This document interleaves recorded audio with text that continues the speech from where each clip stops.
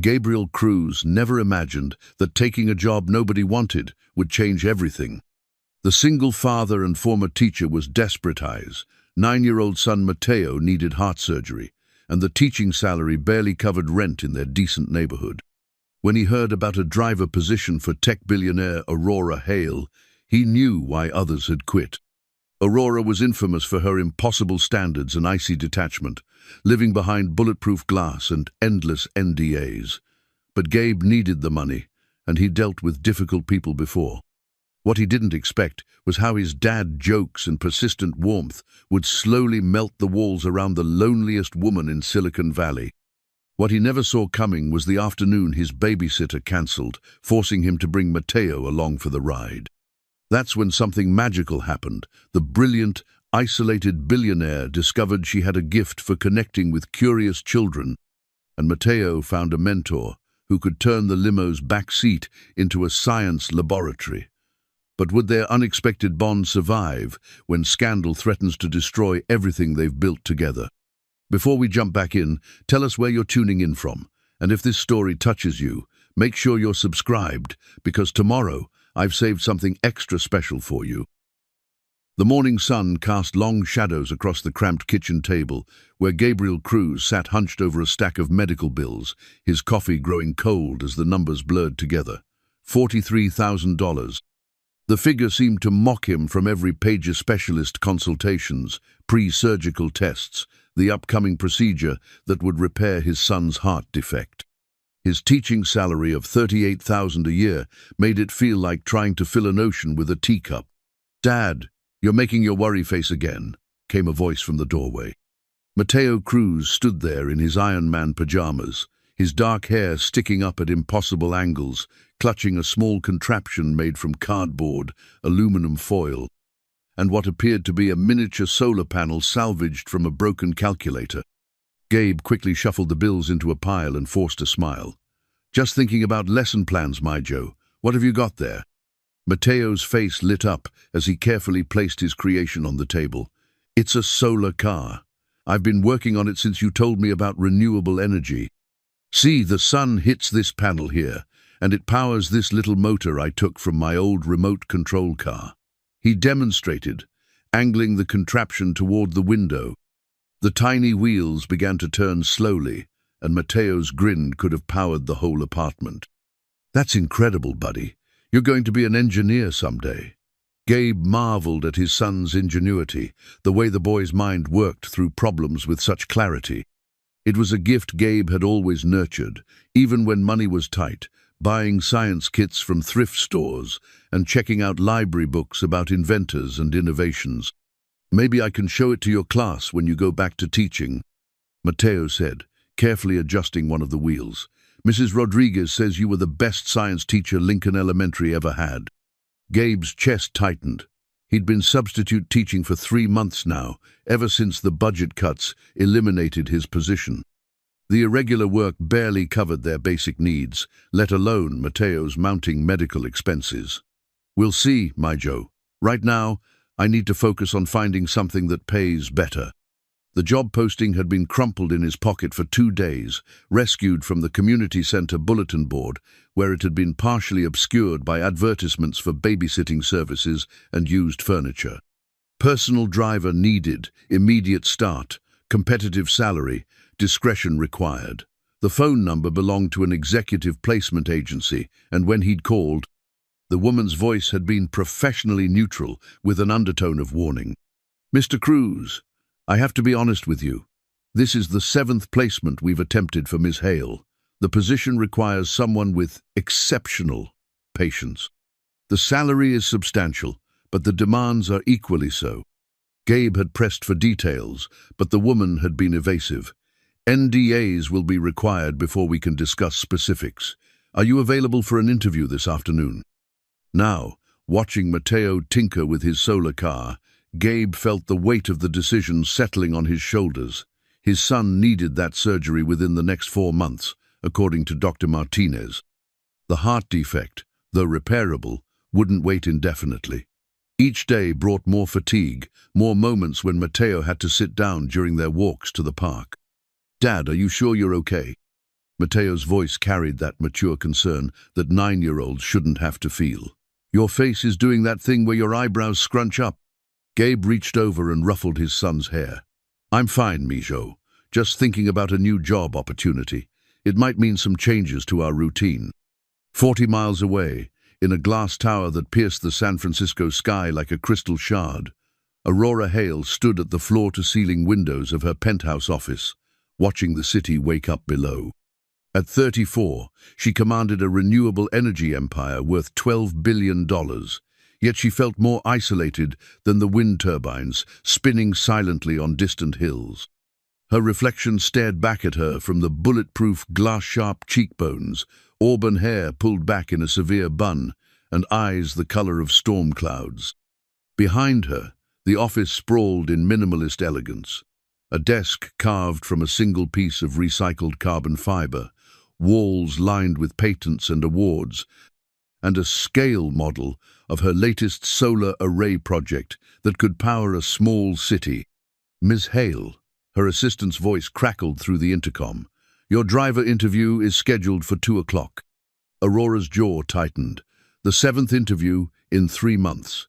The previous 6 had lasted an average of 2 weeks each. One had quit after she'd corrected his route through the city. Another had walked out when she'd insisted on reviewing his driving record 3 times. The most recent had lasted only 4 days before declaring her impossible to work with. She turned away from the window and walked to her desk, where 3 monitors displayed real-time data from her company's installations across 6 continents. Solar farms in Morocco, wind installations in Denmark, tidal generators off the coast of Scotland, feeding clean energy into grids that had once relied on fossil fuels. It was work that mattered, work that would leave the world better than she'd found it. But the isolation was the price. After the kidnapping attempt 2 years ago, bungled job by amateurs who'd thought her family's wealth made her an easy target.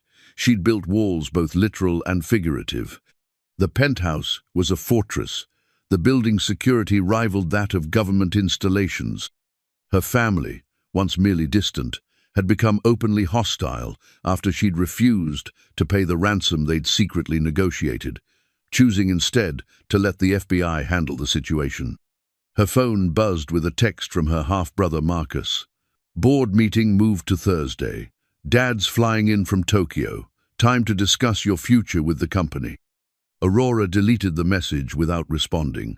She knew what that meant. Her father and the board had been circling for months, looking for any sign of weakness, any excuse to force her into a smaller role. The fact that she'd never married, never had children, never displayed the soft qualities they expected from a woman in her position, all fed their narrative that she was too cold, too rigid to lead a company with a human face. She touched the small scar above her left eyebrow, a reminder of the kidnapping attempt.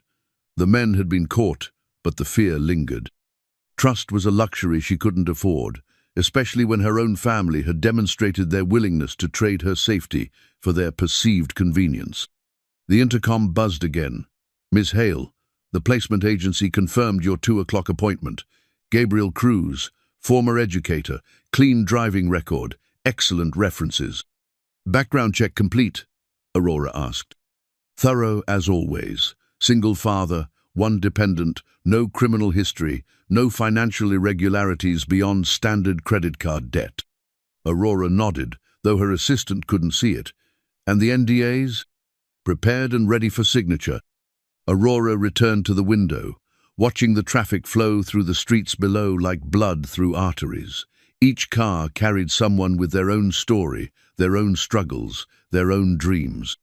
She'd forgotten what that felt like to be part of the flow, rather than suspended above it. Her phone rang, and she glanced at the caller ID. Dr. Sarah Chen, her therapist, calling for their weekly check-in. Aurora let it go to voicemail. She could predict the conversation. How are you feeling? Are you connecting with anyone? When was the last time you had a meaningful conversation with someone who wasn't on your payroll? The truth was, she'd built such effective walls that she'd forgotten how to let anyone in. The drivers, the assistants, the security personnel, they were all professional relationships, bound by contracts and NDAs. She paid them well, treated them fairly, but kept them at arm's length. It was safer that way. Her office door chimed, and she turned to see her head of security, a former Secret Service agent named Collins, entering with his usual measured stride. "Hale, I've reviewed the new driver candidates file. He seems different from the others." "Different? How?" "More patient disposition, based on his teaching background. References describe him as someone who doesn't give up easily. His principal wrote that he once spent 6 months working with a student who had severe learning disabilities until the child was reading at grade level. Aurora considered this. Patience was certainly a quality the previous drivers had lacked. Any red flags? Only one. He's motivated by something beyond just the salary. His son needs medical treatment, expensive treatment. That could make him more reliable, or it could make him desperate enough to compromise security protocols. Aurora nodded slowly. Desperation was something she understood. She'd built her empire on the desperation to prove herself, to create something meaningful, to transform the world's relationship with energy. Maybe desperation wasn't always a liability. Schedule him for the full security briefing if he passes the initial interview, she decided. And Collins, have the car detailed. If he's going to be driving me, everything needs to be perfect. Back in his apartment, Gabe was helping Mateo with his homework when his phone rang. The placement agency number appeared on the screen. "Mr. Cruz, this is Jennifer from Executive Placement Solutions. Ms. Hale would like to schedule your interview for 2 o'clock today. Are you available?" Gabe looked at Mateo, who was struggling with a math problem about calculating the area of irregular shapes. "I can be there. What should I bring?" "Just yourself and a valid driver's license." "Oh, and Mr. Cruz, this is a unique opportunity. Miss Hale is particular about her requirements, but she's also fair. If you can meet her standards, this position could change your life." After hanging up, Gabe sat beside his son and helped him work through the math problem, showing him how to break complex shapes into simpler ones. "Sometimes the hardest problems become easy when you look at them from a different angle," he explained. Mateo nodded, his small fingers tracing the shapes on his worksheet. "Like how your worry face gets better when you help me with something." Gabe laughed, the sound filling their small apartment with warmth. "Exactly like that, my Joe. Exactly like that." As he prepared for the interview, Gabe carefully folded Mateo's solar car project and placed it in his backpack. Not for the interview, but as a reminder of what he was fighting for, the brilliant, curious mind of his son, and the future that hung in the balance of one conversation with a woman who lived in a tower of glass and steel. The irony wasn't lost on him. Aurora Hale had built her fortune on harnessing the sun's power, while his son had built a toy that did the same thing. Perhaps that small connection, that shared appreciation for turning light into energy, into hope, might be enough to bridge the gap between their worlds. He had no idea that this simple solar car, crafted from cardboard and dreams, would become the foundation of a relationship that would transform all their lives. The Hale Industries building rose before Gabe like a monument to ambition, its glass facade reflecting the afternoon sun in patterns that reminded him of the solar panels he'd taught his students about. He'd arrived 30 minutes early, partly from nerves and partly because he'd taken 3 buses to get here, unwilling to risk his aging Honda breaking down on such an important day. The lobby was a study in controlled, elegant marble floors that seemed to stretch for miles, a reception desk carved from what looked like a single piece of dark wood, and security personnel who managed to appear both welcoming and intimidating. Gabe approached the reception desk, straightening his best tie, a navy blue one that Mateo had helped him pick out that morning. "Gabriel Cruz for Miss Hale," he said to the receptionist, a woman whose smile was professionally warm but didn't quite reach her eyes. "Of course, Mr. Cruz. Please have a seat. Someone will be with you shortly." The waiting area featured leather chairs that probably cost more than Gabe's monthly rent, and coffee table books about sustainable architecture and renewable energy innovations. He picked up one about wind farm design, genuinely interested in the engineering principles, when a voice interrupted his reading. "Mr. Cruz, A man in his 40s approached, wearing a dark suit that somehow conveyed authority without ostentation. "I'm Collins, head of security. Before we proceed, there are some documents you'll need to review and sign." The NDAs were comprehensive 23 pages of legal language that essentially boiled down to one principle: what happened in Aurora. Hale's presence stayed there. Her schedule, her routes, her conversations, her moods, her personal habits, everything was confidential. The financial penalties for violation were staggering, enough to bankrupt him several times over. "Standard procedure," Collins explained as Gabe read through the documents. "Miss Hale values her privacy above almost everything else." Gabe signed, thinking of Mateo's surgery, of the bills stacking up at home, of the hope that this job represented. He'd kept secrets before. Every teacher learned to be discreet about their students' home situations, their struggles, their small victories. This couldn't be much different. 20 minutes later, an elevator whisked him to the 42nd floor in silence so complete he could hear his own heartbeat. The doors opened onto a reception area that was somehow both stark and luxurious, all clean lines and expensive materials. Another assistant, this one male and equally professional, gestured toward a pair of double doors. "Miss Hale will see you now." The office beyond was larger than Gabe's entire apartment, dominated by floor-to-ceiling windows that offered a panoramic view of the Bay Area. But it was the woman standing with her back to him, silhouetted against that vast expanse of glass and sky, who commanded his attention. Aurora Hale turned as he entered, and Gabe's first thought was that photographs didn't capture the intensity of her presence. She was tall, probably 5'8" in her heels, with auburn hair pulled back so severely it seemed to sharpen the angles of her face. Her suit was charcoal gray, perfectly tailored, and she moved with the controlled precision of someone accustomed to command. "Mr. Cruz," her voice was crisp, businesslike. "Please, sit." She gestured to a chair across from her desk, and as Gabe settled into it, he noticed the scale model of a solar array taking up one corner of the office. The detail was extraordinary: tiny panels that actually seemed to track light, miniature transmission lines, even small figures representing maintenance workers. "Impressive, isn't it?" Aurora followed his gaze. "That's our newest installation in Nevada. When completed, it will power nearly 300,000 homes." "It's incredible," Gabe said, and meant it. "My son would love to see something like this. He's fascinated by renewable energy." Something flickered across Aurora's face: surprise, perhaps, or annoyance that he'd brought up his personal life so quickly. She moved behind her desk and opened a file. "Your background check came back clean, Mr. Cruz. Teaching credentials, clean driving record, no criminal history. References describe you as patient and reliable." She looked up at him directly for the first time. "Tell me why you want this job." The question hung in the air like a challenge. Gabe could give the safe answer: professional opportunity, career change, admiration for her company. Instead, he found himself being honest.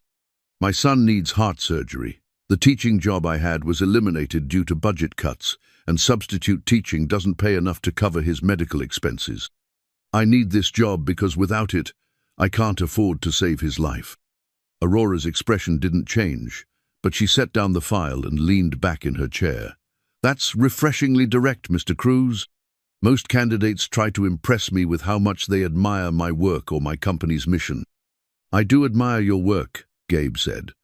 "But you asked why I want the job, not why I think you're impressive." For the first time, something that might have been amusement touched the corners of Aurora's mouth. "Fair enough. Let me be equally direct. I've had 6 drivers in the past 3 months. They've quit for various reasons: too demanding, too rigid, too complicated. I maintain strict schedules, I expect precise routes, and I don't engage in small talk. Can you handle that?" "I've taught middle school science for 8 years, Gabe replied. "I once had a student who tried to set the classroom on fire with a magnifying glass. Another who insisted the earth was flat despite 3 weeks of evidence to the contrary. And a class of 32 kids during a solar eclipse when half of them were convinced the world was ending. I think I can handle demanding. This time, Aurora definitely smiled, though it was gone so quickly Gabe almost missed it. The position requires availability 16 hours a day, 7 days a week. I work early, I work late, and I travel frequently. You'll need to be ready to leave at a moment's notice. I understand. I'll need to arrange childcare, but I can make it work. The car you'll be driving is armored. It weighs 8,000 pounds and handles differently than civilian vehicles. You'll need additional training. Gabe nodded. I'm a quick learner. Aurora stood and walked to the windows, her back to him again. The salary is $180,000 annually, plus health benefits that will cover your son's medical needs entirely. Gabe felt the air leave his lungs. It was more than 4 times his teaching salary, more money than he'd ever imagined making. That's very generous. It's not generosity, Mr. Cruz. It's what the job requires. I need someone who won't quit, who won't be tempted by offers from competitors or journalists, who will show up every day regardless of circumstances. She turned back to face him. The question is whether you can be that person.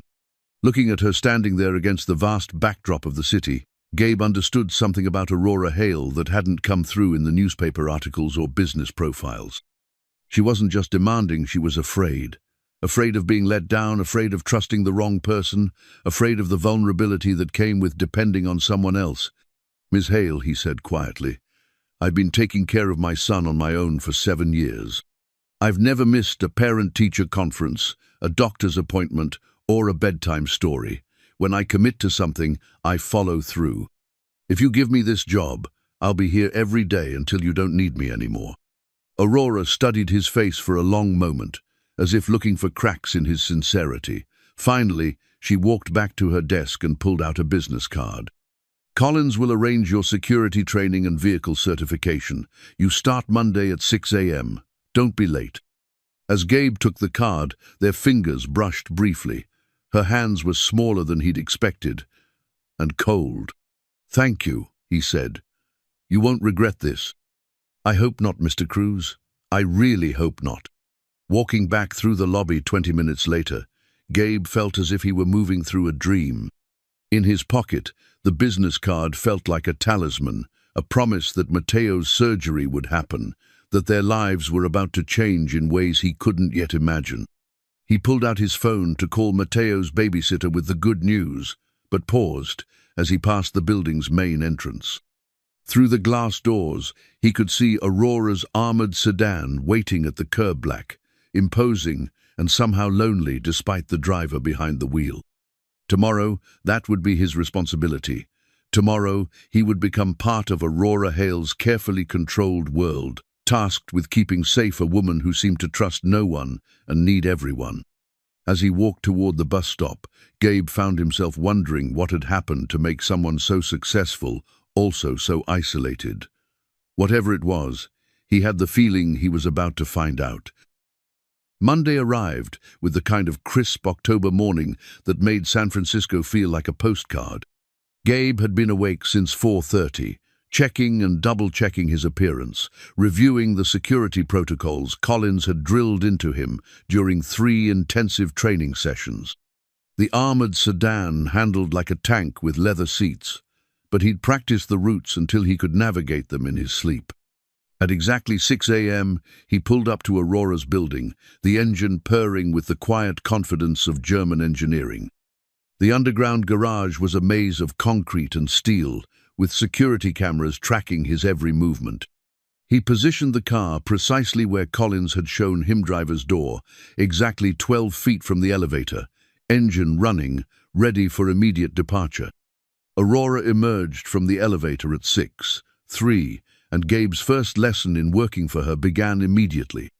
She moved with purposeful efficiency, her charcoal coat flowing behind her like a cape, her expression already focused on whatever challenge the day would bring. She didn't acknowledge his greeting, sliding into the back seat as if he were part of the car's machinery.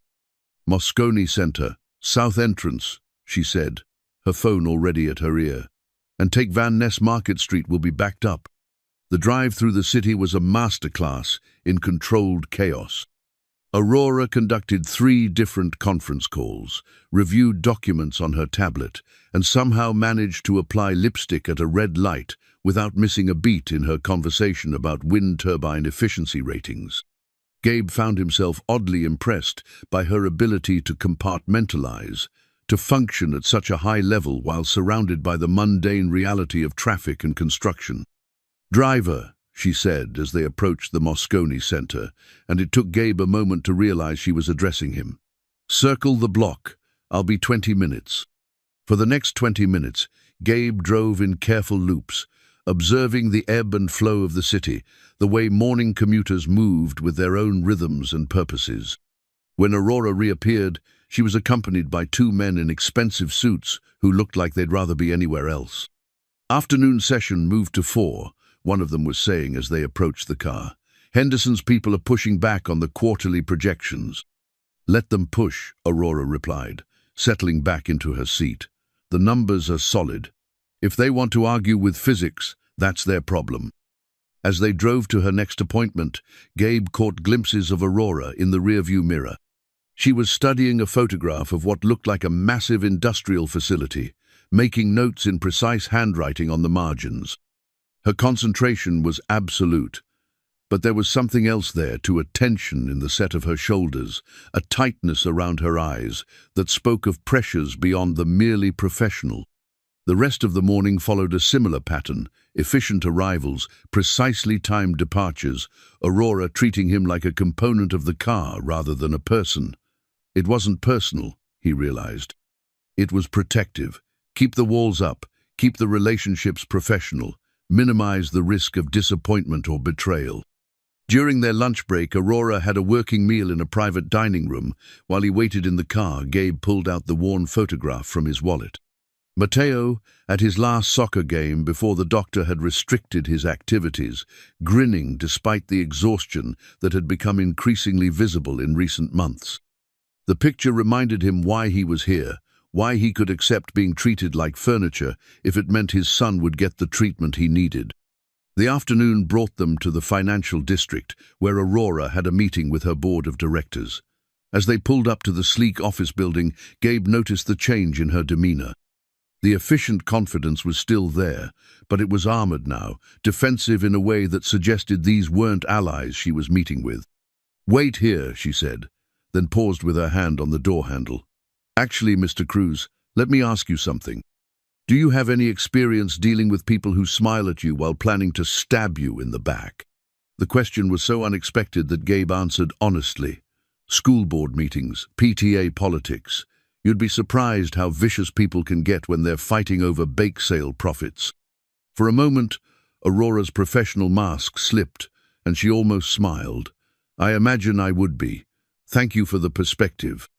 She was gone for 2 hours, and when she returned, the armored confidence had been replaced by something that looked like barely controlled anger.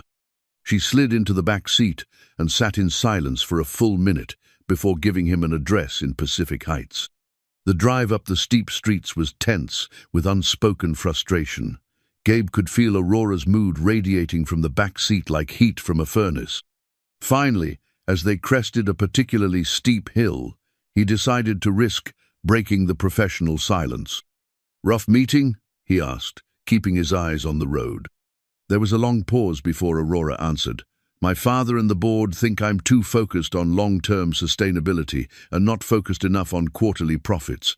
They want me to approve a natural gas project that would boost short-term revenues. But you don't want to approve it. I built this company to get away from fossil fuels, not to embrace them for convenience." Her voice carried a bitter edge. "Apparently, that makes me naive and idealistic." Gabe navigated around a double-parked car before responding. "My son built a solar-powered car out of cardboard and calculator parts.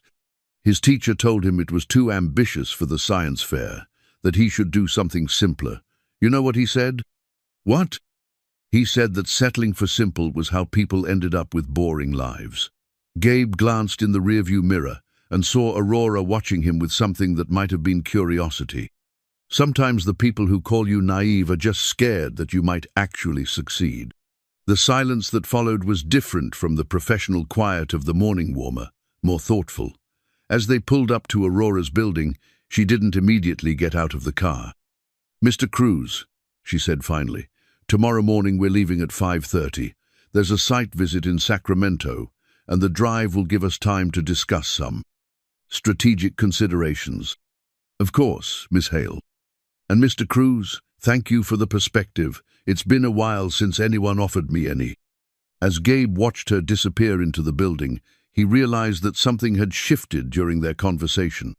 For just a moment, Aurora Hale had let him see past the professional armor to the person underneath, someone who was fighting battles on multiple fronts, trying to stay true to her principles while surrounded by people who valued profit over purpose.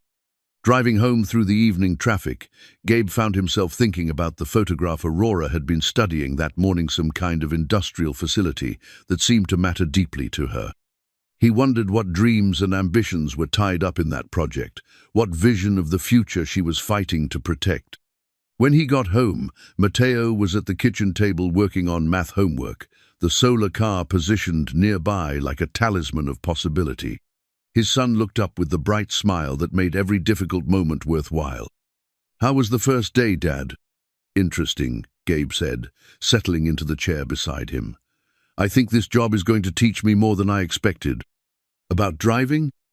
"About people," Gabe replied, helping Mateo with a particularly tricky problem involving percentages. "Sometimes the most successful people are also the loneliest." "Is she lonely?" Gabe considered the question, thinking about Aurora's precise movements, her careful distance, the way she'd almost smiled when he'd shared Mateo's story about the science fair. "I think so," he said finally, "but maybe that's about to change." 3 weeks into the job, Gabe had developed a rhythm with Aurora's demanding schedule.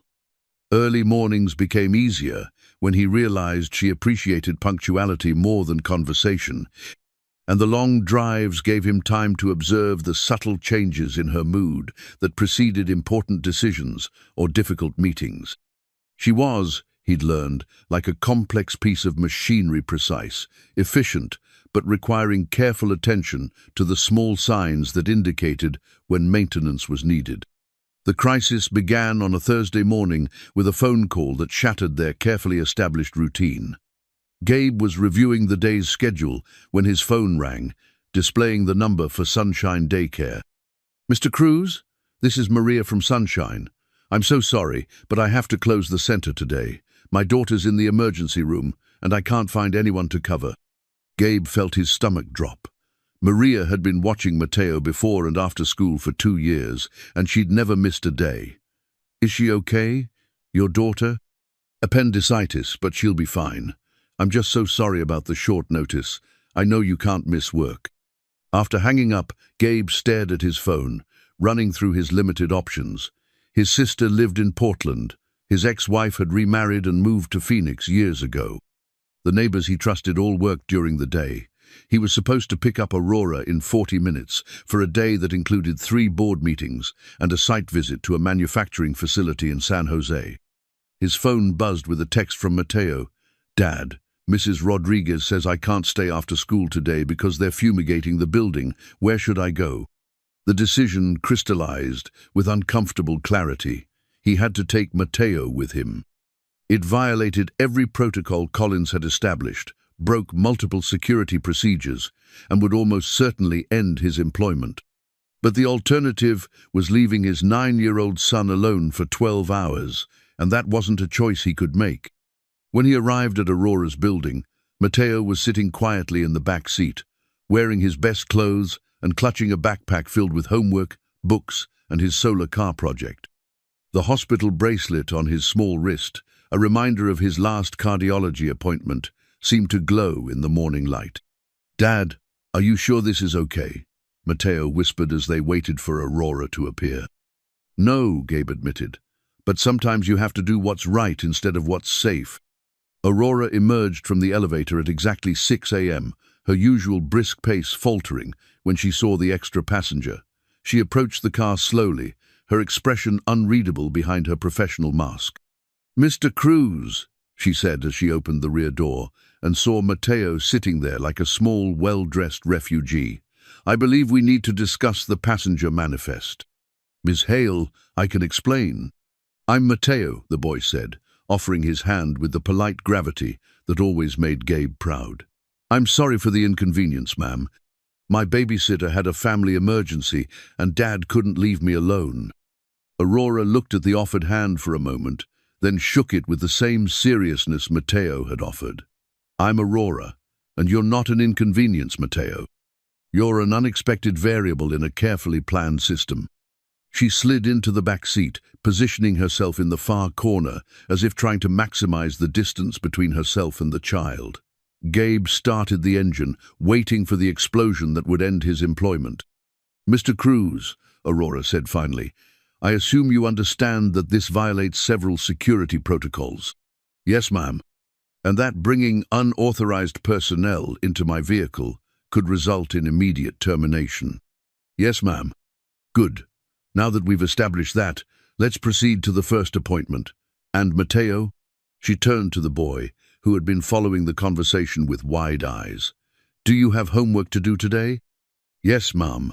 Math and a science report on renewable energy sources." For the first time since Gabe had known her, Aurora looked genuinely surprised. "Renewable energy? What's your focus?" "Solar power," Mateo said, his initial nervousness giving way to enthusiasm. "Did you know that enough sunlight hits the Earth in 1 hour to power the whole world for a year? But we only capture a tiny fraction of it." "I did know that," Aurora said slowly. "It's one of the fundamental challenges my company works to address." As they drove toward the first meeting, Gabe listened to an increasingly animated conversation developing in the back seat. Mateo, once he realized Aurora was genuinely interested in his science report, began peppering her with questions about photovoltaic cells, energy storage, and grid integration. Aurora, to Gabe's amazement, answered each question with patience and precision, occasionally asking follow-up questions that revealed the depth of Mateo's curiosity. "Can I show you something?" Mateo asked as they waited in traffic. He carefully extracted his solar car from his backpack, placing it on the seat between them. "I built this from recycled parts. The panel is from a broken calculator, and the motor is from an old remote control car." Aurora examined the small device with the same attention she gave to billion-dollar projects. "The wiring is quite elegant," she said, "and the gear ratio you've chosen maximizes efficiency over speed. That's sophisticated thinking." "Dad taught me that efficiency is more important than flashiness," Mateo said, beaming at the praise. "Your father is a wise man," Aurora replied, glancing at Gabe in the rearview mirror with something that might have been respect. The morning's meetings took on a surreal quality. While Aurora conducted business in conference rooms and offices, Mateo sat quietly in the car working on his homework, occasionally asking Gabe questions about his math problems. During breaks, Aurora would return to the car and inevitably find herself drawn back into conversation with the boy, who seemed genuinely fascinated by her work. "Why did you decide to work with renewable energy?" Mateo asked during their lunch break. Aurora was quiet for a long moment, staring out at the parking lot where they'd stopped for sandwiches. "Because the world my generation inherited was damaged," she said finally. "I wanted to leave something better for the people who come after us." "Like me?" "Like you." The afternoon brought them to the manufacturing facility in San Jose, where Aurora was scheduled to inspect a new production line for solar panel components. As they walked through the facility, Mateo stayed close to Gabe, his eyes wide at the scale of the operation robots assembling delicate electronic components. Technicians in clean suits monitoring quality control stations, massive sheets of photovoltaic material moving through automated cutting systems. "This is where we turn silicon and sunlight into electricity," Aurora explained, addressing Mateo as seriously as she would any adult visitor. "Each panel that comes off this line will generate clean power for 25 years or more." "It's like magic," Mateo breathed, watching a robotic arm precisely place components on a panel substrate. It's better than magic, Aurora said. It's science. Magic is temporary and unpredictable. Science is permanent and reliable. On the drive back to the city, Matteo fell asleep in the back seat, his head resting against the window, the hospital bracelet, a reminder of his fragility. Aurora watched him sleep, her expression softer than Gabe had ever seen it. "He's remarkable," she said quietly. "How old did you say he was?" 9. "But he's been curious about everything since he could talk. Sometimes I think he understands the world better than most adults." "The heart condition, it's serious?" Gabe nodded, keeping his eyes on the road. "Ventricular septal defect. Repairable, but it needs to be done soon. He gets tired easily, can't run around like other kids his age." "The surgery will fix it?" "Completely. He'll be able to do anything, sports, hiking, whatever he wants. He just needs the chance." Aurora was quiet for the rest of the drive, but when they reached her building, she didn't immediately get out of the car. "Mr. Cruz," she said finally, "I'm scheduling a company tour for next Friday. Educational outreach program. Matteo is welcome to attend if his school situation allows." "You don't have to." "I'm not doing it for you," Aurora said, but her tone was gentle rather than sharp. "I'm doing it for him. Children like Matteo are why the work matters." As she walked toward her building, Gabe gently shook Matteo awake. His son stretched and yawned, blinking in the late afternoon light. "Are we home, Dad?" "Almost, my Joe. What did you think of today?" Matteo considered the question with the seriousness he brought to everything important. "I think she's lonely, but she's trying not to be, and I think she really loves her work." "What makes you say that?" "The way her voice changes when she talks about helping the world. It gets warmer, like yours does when you talk about teaching." Matteo gathered his backpack and carefully secured his solar car. "I hope she'll let me come back sometime." "I think," Gabe said, remembering the unexpected gentleness in Aurora's voice, "she might surprise us both." The prototype solar panel kit arrived on a Wednesday morning in a package marked with Aurora's personal address, delivered to Gabe's apartment by a courier who seemed surprised to be making such a high-security delivery to a modest building in the Mission District. The kit was beautifully designed, professional-grade components, scaled down for educational use, complete with a comprehensive manual that explained not just how to assemble the panels, but the physics principles that made them work. Matteo's reaction was everything Gabe could have hoped for and more. His son unpacked each component with the reverence of an archaeologist, discovering artifacts, reading the manual with intense concentration, asking questions that revealed both his growing understanding and his natural curiosity. "Dad, look at this," Matteo said, holding up a small photovoltaic cell that caught the morning light streaming through their kitchen window.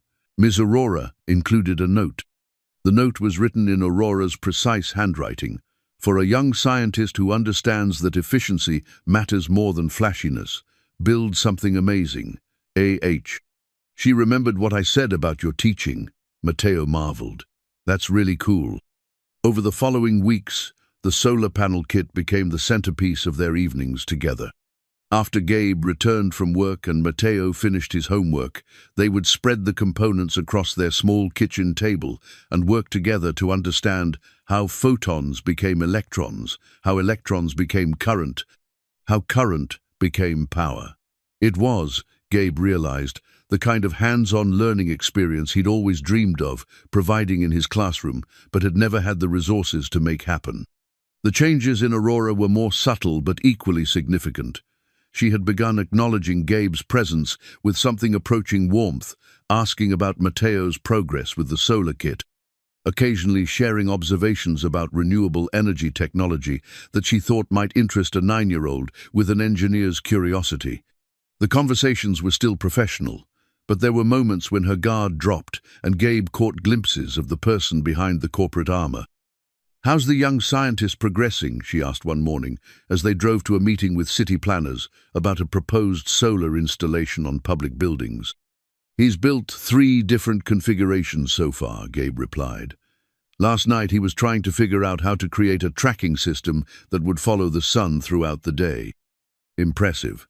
Most adults struggle with the concept of optimal angle adjustment. He said it was like a sunflower, always turning toward the light. Sometimes his analogies are better than the technical explanations. Aurora was quiet for a moment, and when Gabe glanced in the rearview mirror, he saw her staring out the window with an expression he couldn't quite read.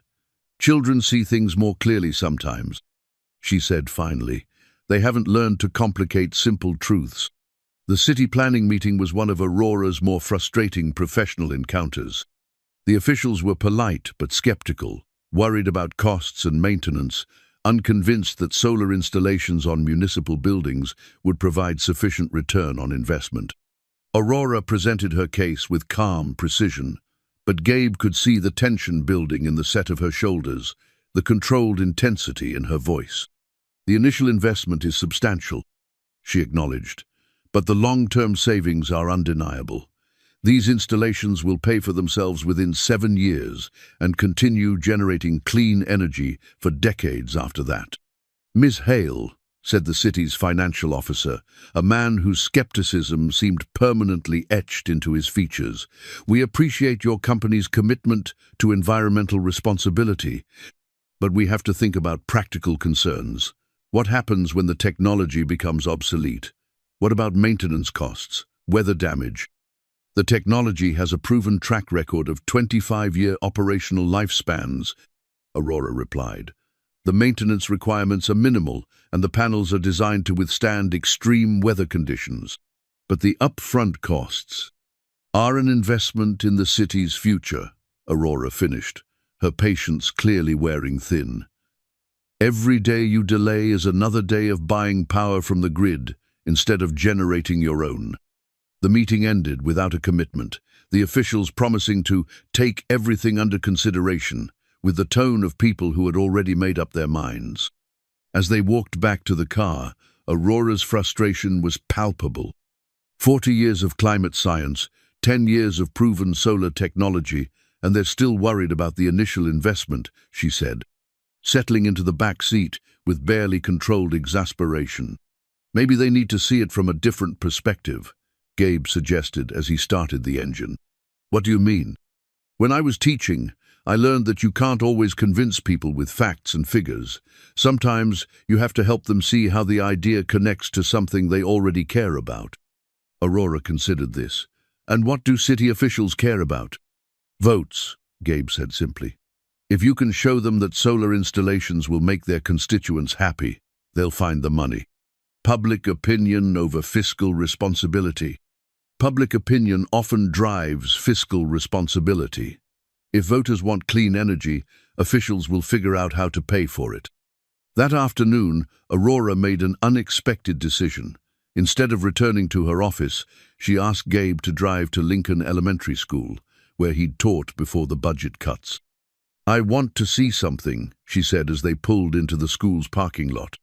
The building was a typical urban elementary school order, but well-maintained, with a playground that had seen better days and windows that could use updating. Aurora studied the structure with the same intensity she brought to her business meetings. "How many students?" she asked. "About 400, grades K through 5, most of them from families that are working hard just to get by. The roof looks solid, good southern exposure, minimal shading from surrounding buildings." Aurora was clearly evaluating the building's solar potential. This would be an ideal pilot project. For solar panels? For community engagement. Install a comprehensive solar system here. Design it as an educational tool as well as an energy source. Let the children learn about renewable energy while their school saves money on utilities. Gabe felt a spark of excitement. The kids would love that. Hands-on science education that actually matters to their daily lives. Exactly. And the parents would see tangible benefits, lower utility costs, meaning more money for programs and supplies. They sat in the car for a while, both looking at the school and imagining the possibilities. Aurora was clearly working through the logistics in her mind, while Gabe was thinking about the teaching opportunities such a project would create. "Miss Hale," he said finally, "can I ask you something personal?" "You can ask. I reserve the right not to answer." "Why, Renewable energy. I mean, you could have made money in any industry. Why choose something that requires you to fight for every project? Aurora was quiet for so long that Gabe thought she might not answer. When she finally spoke, her voice carried a weight of memory. When I was 12, my family took a vacation to visit my grandmother in West Virginia. Coal country. The mountains were beautiful, but the valleys were poisoned. Dead streams, mining waste, children with asthma rates 3 times the national average. She paused, staring at the school building. My grandmother told me that her generation had traded the future for the present, that someone needed to figure out how to give the future back. So you decided to be that someone. I decided to try. Some days I think I'm making progress. Other days I sit in meetings with city officials who are more worried about quarterly budgets than generational impact, and I wonder if I'm just tilting at windmills. But windmills generate power, Gabe said, earning a surprised laugh from Aurora. That's terrible, she said, but she was smiling. Mateo gets his sense of humor from you, doesn't he? I'm afraid so. He's been telling renewable energy jokes all week. Yesterday he asked me why solar panels never get tired. I'm almost afraid to ask.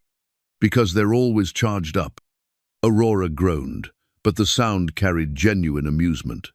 I'm going to have to start a joke collection for him. As they drove back into the city, Gabe found himself thinking about the school project Aurora had envisioned. It was ambitious, the kind of comprehensive program that could transform not just the building, but the entire community's relationship with energy and environmental responsibility. It was also exactly the kind of project that would require someone with teaching experience to design the educational components. Miss Hale, he said as they approached her building, if you were serious about the school project, I'd like to help with the educational design. You want to go back to teaching? I want to combine teaching with something that matters. What you're talking about, that's the kind of program that could change how kids think about science, about their impact on the world. Aurora was quiet for a moment, considering. It would be a significant undertaking, months of planning, coordination with school administrators, community outreach, and there's no guarantee the city would approve the funding.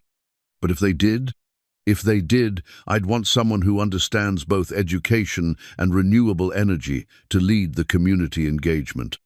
Someone who could explain complex concepts in simple terms, who could get parents and children excited about the possibilities. Someone like a former science teacher who's been learning about solar technology from his 9-year-old son. Something like that, Aurora said, and there was warmth in her voice that Gabe had never heard before.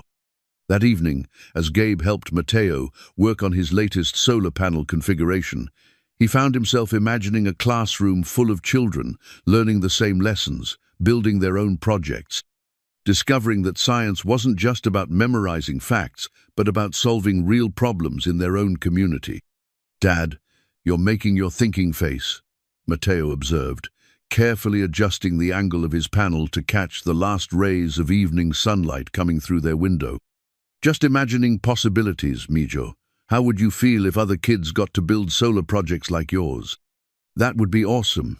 Could I teach them what I've learned? Maybe you could.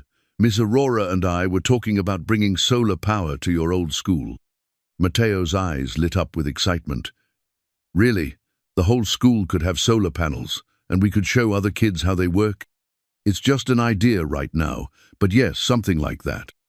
Dad, that would be the coolest thing ever. Better than any science fair project. As Gabe watched his son's enthusiasm, he realized that Aurora's vision wasn't just about generating clean energy or saving money on utility bills. It was about creating connections between technology and education, between environmental responsibility and community pride, between the isolated brilliance of someone like Aurora and the natural curiosity of children like Mateo.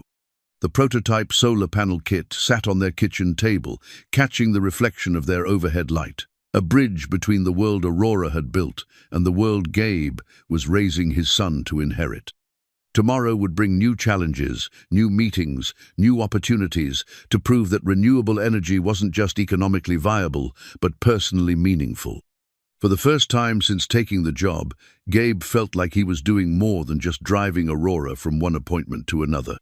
He was helping her connect with something she'd almost forgotten: the simple joy of sharing knowledge with someone eager to learn, the satisfaction of building something together, the possibility that her work could touch individual lives in ways that quarterly reports could never measure. The invitation arrived on cream-colored cardstock so thick it felt substantial in Gabe's hands. Embossed lettering announced the Hale Industries' annual Sustainability Gala, an event that brought together environmental leaders, investors, and policymakers for what Aurora had described as strategic networking disguised as a dinner party. "Mr. Cruz," Aurora said as they drove to yet another contentious board meeting, "I'd like you to attend the gala next Friday. Professional development opportunity." Gabe almost missed the turn onto Montgomery Street. "I'm not sure I understand. Aren't I supposed to drive you there and wait in the car?" "Normally, yes. But this year I'm implementing a new community outreach initiative. I want you there as my education consultant to discuss the school solar project with potential sponsors." "Education consultant? You have teaching credentials, field experience, and hands-on knowledge of renewable energy systems. That makes you more qualified than most of the consultants who charge $500 an hour to tell me what I already know." The gala was being held at the Legion of Honor Museum, with its commanding view of the Golden Gate Bridge and the Pacific beyond. As they pulled up to the valet station, Gabe caught sight of Aurora emerging from the building's main entrance, and for a moment he didn't recognize her. Gone was the severe business attire, replaced by an elegant navy dress that somehow managed to be both sophisticated and approachable. Her hair was styled in soft waves rather than the usual severe bun, and she moved with a confidence that seemed less armored, more natural. She looked, Gabe realized, like someone who was comfortable in her own skin rather than constantly defending it. "Wow," Mateo said from the back seat, where he'd been reading quietly. "Miss Aurora looks really pretty." She did indeed, but more than that, she looked happy, genuinely pleased, rather than professionally satisfied. As she approached the car, Gabe noticed she was carrying a small wrapped package. "Good evening, Mateo," she said as she settled into the back seat. "I brought you something." The package contained a book, Solar Energy for Young Scientists, along with a small device that looked like a miniature weather station. "It measures solar irradiance, temperature, and humidity," Aurora explained. "I thought you might want to collect data on how weather conditions affect your solar car's performance." Mateo's excitement was infectious. "This is so cool. I can make charts and graphs like a real scientist." "You are a real scientist," Aurora said firmly. "You make hypotheses, conduct experiments, and analyze results. That's what scientists do." During the drive to the gala, Aurora coached Gabe on the evening's dynamics. The key sponsors will be the Patterson Foundation. They fund educational initiatives, and Meridian Ventures, which invests in sustainable technology with social impact components. Both groups care more about community engagement than pure profit margins. What should I emphasize? The human element. These people can read financial projections and environmental impact studies anywhere. What they can't get from a PowerPoint presentation is the story of a 9-year-old boy building solar cars at his kitchen table, learning that he can be part of the solution to climate change. The gala was a study in controlled elegance. The museum's galleries had been transformed into a sophisticated dinner venue, with round tables positioned to take advantage of the spectacular views. Guests moved between cocktail stations and interactive displays, showcasing Hale Industries' latest innovations, next-generation solar panels, wind turbine efficiency improvements, battery storage systems that could power entire neighborhoods. Aurora introduced Gabe to a succession of potential sponsors, and he found himself surprised by how naturally the conversations flowed. These weren't just wealthy philanthropists looking for tax deductions. They were people who genuinely cared about environmental education and community development. When he described Mateo's solar car project and Aurora's vision for comprehensive school installations, he saw immediate interest and engagement. The beautiful thing about this approach, he explained to Rebecca Patterson, whose foundation had funded dozens of educational initiatives, is that it combines hands-on learning with real community benefit. The children learn by doing, and their families see immediate results in lower utility bills. It sounds like exactly the kind of integrated programming we're looking for, Rebecca replied. Too many educational grants fund programs that exist in isolation. This would connect classroom learning to actual community improvement. James Meridian, a venture capitalist whose firm specialized in social impact investing, was equally enthusiastic. The scalability potential is enormous, he said. If you can demonstrate success at one school, it becomes a model for districts across the country. As the evening progressed, Gabe noticed changes in how people interacted with Aurora. The usual professional deference was still there, but it was tempered with something warmer, genuine affection from colleagues who seemed to be seeing a different side of her personality. "You're like a different person tonight," Gabe observed during a quiet moment when they'd stepped onto one of the museum's terraces. "I feel like a different person," Aurora admitted. "Usually these events feel like performance, art smile, network, secure funding, repeat. Tonight feels like sharing something that actually matters. The school project, the possibility of it, the idea that my work could connect directly to children's lives, could inspire the next generation of environmental scientists." She paused, looking out at the bridge lights reflecting on the dark water. "Matteo changed how I think about what I do. Before, it was about systems and efficiency and market share. Now it's about the fact that he'll inherit whatever world we create. He has that effect on people. His teachers always said he made them remember why they became educators in the first place." "How do you do it?" Aurora asked suddenly. "Raise him alone, I mean. Keep him curious and optimistic, despite everything he's dealing with." The question was more personal than anything she'd asked before, and Gabe considered his answer carefully. "I learned from him as much as I teach him. Children have this natural resilience, this ability to find joy in small discoveries. My job isn't to protect him from the world, it's to help him understand that he can make the world better, even when the world seems determined to resist improvement. Especially then, Matteo's generation won't have the luxury of cynicism. They'll have to be the ones who solve the problems my generation created." Aurora was quiet for a long moment, and when she spoke, her voice carried a vulnerability that surprised him. "I've spent so much time building walls to protect my work that I forgot why the work mattered in the first place. These past few weeks, watching you with Matteo, seeing how naturally you explain complex ideas, it's reminded me that environmental science isn't just about data and projections, it's about people. You're good with people," Gabe said. "You're patient with Matteo. You listen to his questions. You take his ideas seriously. That's not something you can fake. But I don't know how to be that way with adults, with people who might judge me or use my openness against me. Maybe start with people who aren't looking to judge you, people who want the same things you want." As they rejoined the party, Gabe watched Aurora navigate the remaining conversations with a more relaxed confidence. She laughed at jokes, asked about people's families, shared stories about innovative projects that went beyond mere technical specifications. By the end of the evening, both the Patterson Foundation and Meridian Ventures had committed to preliminary funding discussions for the school solar initiative.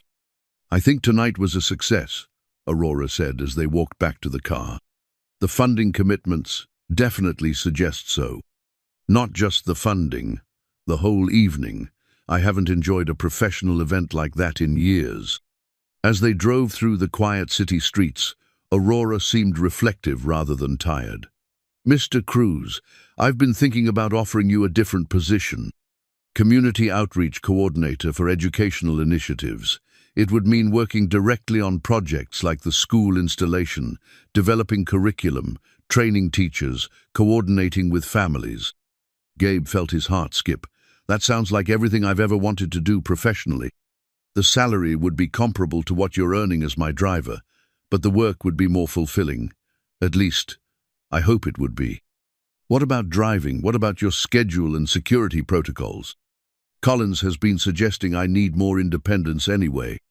And honestly, having you focused on the community programs would be more valuable than having you drive me to meetings where we discuss those same programs. When would this start? As soon as you're ready. We could announce it at the school board meeting next week, assuming they approve the pilot project. As they pulled up to Aurora's building, she didn't immediately get out of the car. Mr. Cruz, thank you for tonight. For helping me remember that business doesn't have to be purely transactional, that professional relationships can be personal without being vulnerable. Thank you for trusting me with something that matters to you. It matters to all of us, Aurora replied. That's what I forgot somewhere along the way. Climate change isn't my personal crusade, it's our shared challenge. And solving it requires building connections, not just installing solar panels. As Gabe drove home, he thought about calling Mateo to share the evening's developments, but decided to wait until morning. Tonight's news deserved a proper celebration, the kind that included pancakes and solar panel experiments and planning for a future that suddenly looked brighter than either of them had dared to imagine.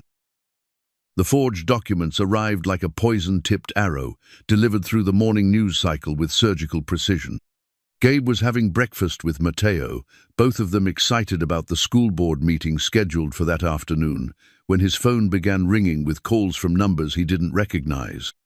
"Dad, why do you have so many missed calls?" Mateo asked, looking up from his cereal bowl where he'd been conducting what he called a density experiment with different types of cereal. Before Gabe could answer, his phone rang again. This time it was Aurora, and her voice carried a tension he'd never heard before. "Mr. Cruz, do not speak to any reporters. Do not answer any calls from unknown numbers. Come to my office immediately." "What's wrong?" "Someone has leaked confidential documents suggesting you've been selling information about my schedule and security protocols to competitors. The story breaks in an hour." The drive to Aurora's building felt surreal, like traveling through a landscape that had suddenly become foreign and hostile. Photographers were already gathering outside the Hale Industries building, and Gabe had to circle the block twice before Collins could arrange secure entrance through the underground garage. Aurora's office had been transformed into a crisis management center. Lawyers, public relations specialists, and security personnel filled the space, their urgent conversations creating a buzz of anxiety that seemed to vibrate in the air itself. Aurora stood at the windows, her back rigid with controlled fury, while her half-brother Marcus occupied her desk chair like a conquering general. "Gabriel," Aurora said without turning around, "I need you to see something." Collins handed him a tablet displaying what appeared to be bank statements, email correspondence, and internal Hale Industries documents bearing his electronic signature. According to the fabricated evidence, Gabe had been systematically providing Aurora's competitors with detailed information about her meetings, travel plans, and business strategies in exchange for payments totaling nearly $50,000. "This is completely fake," Gabe said, his voice barely steady. "I've never seen these documents before. I don't even have access to half this information." "We know that," Aurora replied, finally turning to face him. "But the evidence is sophisticated enough to convince anyone who doesn't know you personally." Marcus looked up from the desk with an expression of barely concealed satisfaction. "The question is whether we can contain the damage before it destroys Aurora's credibility with the board." "The damage to my credibility?" Aurora's voice could have cut glass. "Gabriel's reputation is being destroyed by fabricated evidence. That seems like the more immediate concern." "Aurora, you have to think strategically here," Marcus continued. "The board already questions your judgment about personnel decisions. This incident will confirm their worst fears about your inability to maintain proper security protocols." "Their worst fears," Aurora repeated slowly, "or their best hopes." The room went quiet, and Gabe felt the undercurrents of family politics swirling around him like a dangerous tide. He was beginning to understand that his situation was merely a weapon in a larger battle for control of Aurora's company. "Ms. Hale," said one of the lawyers, a sharp-faced woman whose voice carried the authority of expensive education, We need to discuss your options. If you distance yourself from Mr. Cruz immediately, we can frame this as a security breach that you discovered and reported. It protects your position while containing the scandal. And if I don't distance myself from him, then you're tied to the story. Every business decision you've made, every project you've championed becomes suspect. The board will use this as justification for removing you from operational control. Aurora walked to her desk and picked up one of the forged documents. Tell me something, Marcus. How did these documents come to light? Who brought them to the media's attention? Anonymous tip, apparently. Someone with access to both internal systems and external financial records. Someone with the technical expertise to forge electronic signatures and create convincing bank statements? Aurora, what are you suggesting?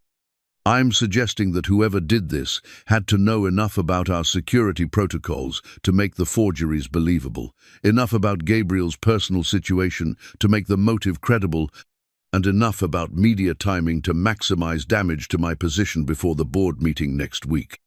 Marcus's expression remained carefully neutral, but Gabe noticed that he'd stopped making eye contact with Aurora. That's a serious accusation to make without evidence. Evidence like this? Aurora pulled out her phone and scrolled to a text message thread. Your message yesterday asking about my confidence in my current staffing decisions, your suggestion that I might want to reassess personnel security before the board meeting, your recommendation that I consider more traditional approaches to company management. That's circumstantial at best. Perhaps, but it's interesting timing. Collins stepped forward, his security training evident in the way he positioned himself to observe everyone's reactions. Ms. Hale, I've completed a preliminary investigation of the document trail. The forgeries are sophisticated, but they contain anomalies that suggest inside knowledge of our systems combined with external technical resources. What kind of anomalies? The electronic signatures use an encryption key that was rotated out of our system 3 months ago. Only someone with archived access would have been able to replicate it. Aurora turned to Marcus with an expression that could have melted steel. Marcus, didn't you insist on maintaining archived access to all company systems when we updated our security protocols last quarter? That's standard practice for board oversight. For oversight, not for corporate sabotage. The confrontation was interrupted by Gabe's phone ringing. When he glanced at the screen, his blood went cold. Mateo's school was calling. I have to take this, he said, stepping away from the group. Mr. Cruz, the school secretary's voice was apologetic but firm. I'm sorry to bother you, but we have reporters here asking about Mateo. The principal thought you should know. Reporters? At the school? They're asking about your relationship with Ms. Hale, about whether Mateo has been to her office or her facility tours. We haven't said anything, but we can't keep them off public property. Gabe felt the world tilt on its axis. It was one thing for his own reputation to be destroyed, but involving Mateo crossed a line that made him physically sick. Can you keep him inside until I get there? Of course. But Mr. Cruz, you should know that some of the other parents are asking questions too. They're concerned about whether Mateo's association with this situation might affect the school. After hanging up, Gabe turned back to the room full of lawyers and executives, all of whom were watching him with expressions ranging from sympathy to calculation. They're going after my son, he said quietly. Reporters at his school, questioning whether he's some kind of security risk. Aurora's composure finally cracked. That's unconscionable. He's 9 years old. But it's effective, Marcus observed. Nothing motivates a parent like threats to their child's well-being. The callousness of the statement hung in the air like toxic gas. Aurora stared at her half-brother with an expression that Gabe had never seen before, not anger, but something colder and more dangerous.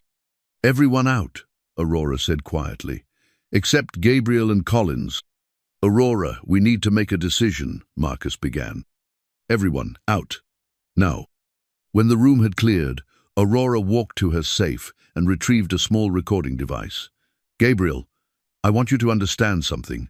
This attack on you and Mateo isn't random. It's a coordinated effort to remove me from operational control of this company. But why target us? Because you represent everything my family and the board find threatening about my leadership. You're a reminder that I value people over profit, that I make decisions based on personal conviction rather than purely financial considerations. She activated the recording device. This conversation needs to be documented. What are you thinking? I'm thinking that Marcus made a mistake. He's so focused on removing me that he's committed several federal crimes in the process. Fraud, computer intrusion, possibly conspiracy charges. Collins nodded grimly. The evidence trail is becoming clearer, but prosecuting will require Ms. Hale to take a very public stand against her own family. And it will require Gabriel to remain in the public eye while we build the case, Aurora added. Which means more media attention, more scrutiny of Mateo, more pressure on both of you.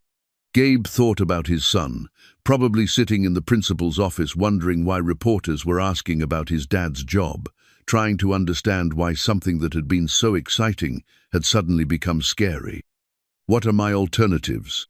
You can take the settlement Marcus will offer, Aurora said. Disappear quietly, sign another NDA. Let them spin this as a security breach that was caught and contained. You and Mateo get financial compensation and a fresh start somewhere else. And you? I fight this battle alone, again. The choice crystallized with painful clarity. Gabe could protect his son by accepting defeat, or he could stand beside Aurora and risk everything in a fight that might destroy them both.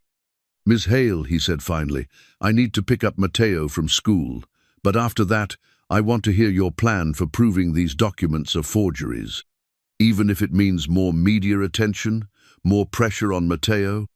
Especially then, if we run now, Marcus wins, and people like him always find new targets. Aurora smiled for the first time since the crisis began. Collins, cancel my afternoon meetings. We have evidence to gather and a case to build. And Gabriel, she added as he prepared to leave, bring Mateo here after school. It's safer than your apartment, and he might enjoy seeing how we're going to use technology to catch the people who tried to hurt us. As Gabe drove through the city toward Mateo's school, he realized that the comfortable routine they'd built over the past months was over. Whatever came next would test not just his relationship with Aurora, but his ability to protect his son while fighting for something larger than their own security. The forged documents had been meant to divide them. Instead, they had revealed the true battle lines and forced everyone to choose sides. Now it was time to discover what they were made of when everything was at stake. The security footage from Aurora's sedan became their lifeline, a digital thread that would either prove Gabe's innocence or confirm his guilt in the eyes of the world. Collins had discovered that the car's internal surveillance system captured not just the cabin conversations, but also recorded whenever Gabe accessed the vehicle's integrated communication systems that the forged evidence claimed he'd used to transmit confidential information. Every phone call, every email, every data transfer is time-stamped and encrypted, Collins explained as they reviewed the footage in Aurora's office. If Gabriel had been transmitting information through the car's systems, we'd have a record of it. Mateo sat quietly in the corner, working on his homework, while the adults dissected the evidence that would determine their future. He'd taken the reporters and the accusations with the resilience that children sometimes display when their world turns upside down.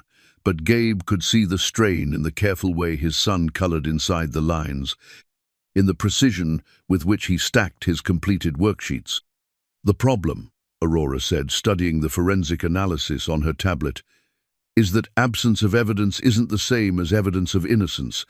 We can prove Gabriel didn't use the car's systems to transmit information, but we can't prove he didn't use other methods. But we can prove that the documents are forgeries, Collins added. The electronic signatures use authentication protocols that were changed after the dates on the documents. It's technically impossible for Gabriel to have signed these files when they claim he did. Aurora's phone buzzed with an urgent message. Dr. Martinez's office. Mateo's surgery has been moved up to Friday. Gabe felt his stomach drop. Why? What's wrong? His last cardiac workup showed some irregularities. Nothing immediately dangerous, but Dr. Martinez wants to proceed with the repair sooner rather than later. Mateo looked up from his homework, his 9-year-old mind processing the implications with devastating clarity. Am I getting sicker? No, Mijo, Gabe said, moving to kneel beside his son's chair. The doctors just want to fix your heart before you have any problems. It's actually good news. It means the surgery is going to happen. But what about all the reporters and the stories about Dad? Mateo's voice was small but steady. What if they follow us to the hospital? The question hit Gabe like a physical blow. In his focus on clearing his name and supporting Aurora's fight against her family, he'd lost sight of the most important consideration: his son's need for privacy and peace during the most frightening experience of his young life. Aurora stood and walked to the windows, her silhouette sharp against the afternoon sky. Gabriel, I want you to take a leave of absence, focus entirely on Mateo's surgery and recovery. Let me handle the legal battle. You can't fight this alone. I've been fighting alone my entire career. This is just another boardroom battle with higher stakes. No, Gabe said firmly, this is different. This time you have allies who care about the outcome for personal reasons, not just professional ones. Collins cleared his throat diplomatically. If I may suggest a compromise, we proceed with gathering evidence and building the legal case, but we do it quietly. No press conferences, no public statements until after Mateo's surgery. Let Marcus think he's winning while we prepare our response. Aurora turned back to the room.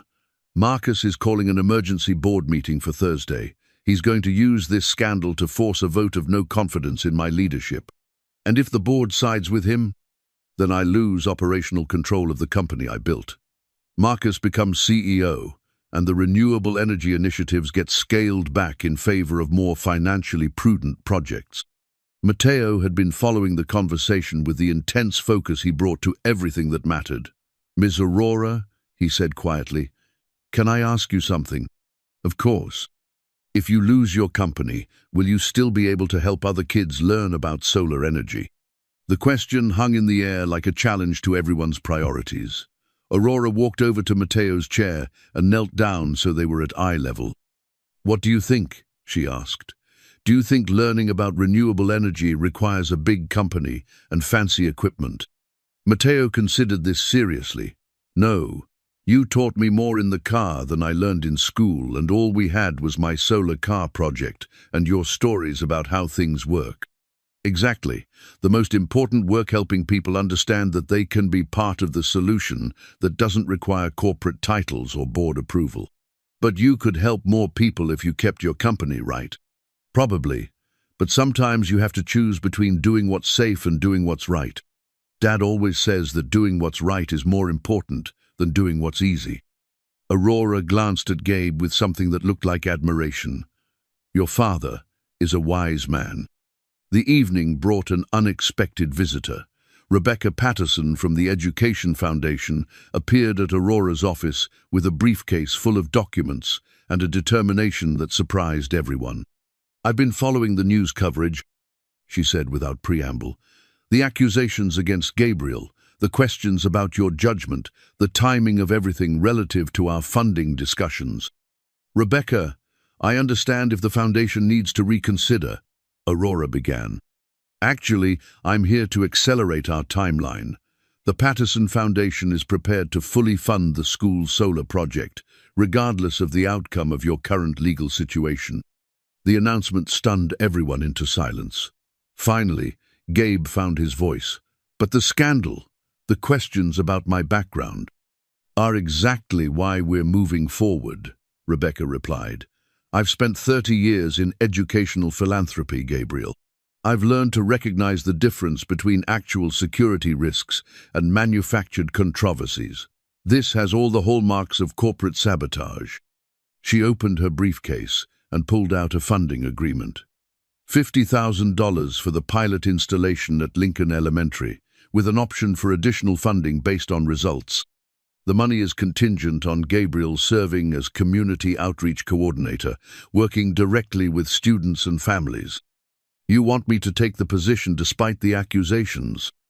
I want you to take the position because of how you've handled the accusations. Anyone can look good when things are going well. Character shows when everything falls apart. Aurora studied the contract with the focused intensity she brought to all important documents.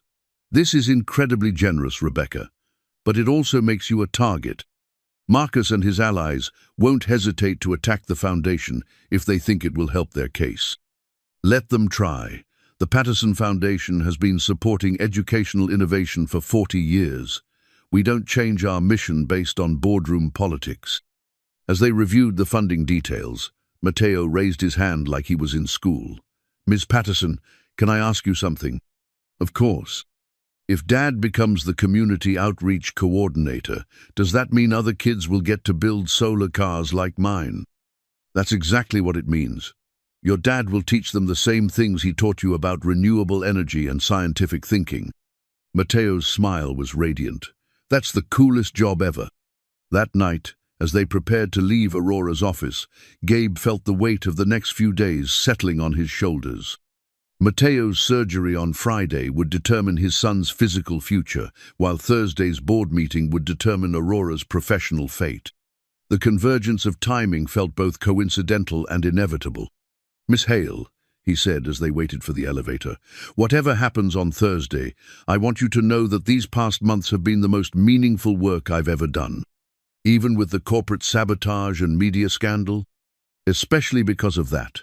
You've shown me what it looks like to fight for something important, even when the odds are stacked against you. Aurora was quiet for a moment, watching Matteo organize his backpack with the methodical care he brought to all his projects. Gabriel, can I ask you something personal? Sure. Are you afraid about Friday about the surgery? Gabe considered lying, offering false confidence for Matteo's sake. Instead, he chose honesty. Terrified. But not about the surgery itself. Dr. Martinez is excellent, and the procedure has a high success rate. I'm afraid about everything else. About whether I'm making the right choices, whether I'm protecting Matteo or putting him at risk. You're protecting him, Aurora said with quiet certainty. You're showing him that some things are worth fighting for, that integrity matters more than convenience. Those are lessons that will serve him his entire life. As the elevator carried them down to the parking garage, Gabe reflected on how completely their lives had changed since that first morning when he'd arrived precisely at 6 a.m. to drive Aurora to her meetings. What had begun as a desperate attempt to pay for his son's medical care had become something much larger, a fight for the kind of world they wanted Matteo to inherit. Tomorrow would bring new challenges, new evidence to review, new strategies to develop.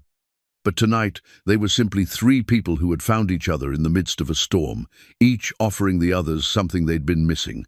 Aurora had found family, Gabe had found purpose, and Matteo had found a mentor who saw his potential and celebrated his curiosity.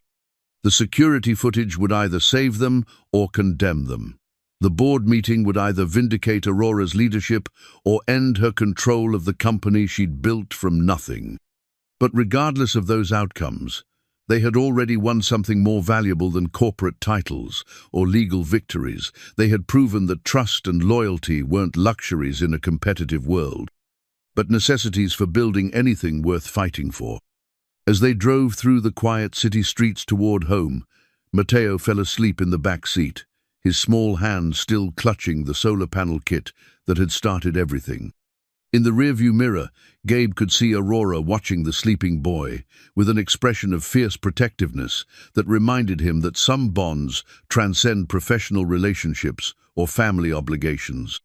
Tomorrow would test everything they had built together. But tonight, they were exactly where they needed to be, moving forward, through the darkness, powered by hope and guided by the conviction that the best days of their lives weren't behind them, but waiting just ahead, on the other side of whatever challenges Friday would bring. Aurora's resignation letter sat on her desk like a loaded weapon, each word carefully chosen to inflict maximum damage on the board members who had orchestrated her downfall. The document represented months of frustration, years of fighting for environmental initiatives that were constantly questioned and undermined, and the final recognition that some battles could only be won by walking away. Ms. Hale, Collins said quietly as he reviewed the security footage one final time. "We have everything we need to prove the documents were forged. The timestamp analysis, the signature authentication failures, the communication logs showing Gabriel never accessed confidential systems. And how long will it take to present that evidence in a way that clears his name publicly? Weeks, possibly months. Legal proceedings move slowly, and Marcus has already shaped the media narrative."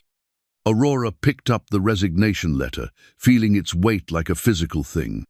"But if I resign immediately, taking full responsibility for the security breach, Gabriel becomes a victim rather than a perpetrator. The media attention shifts to corporate governance failures instead of personal betrayal."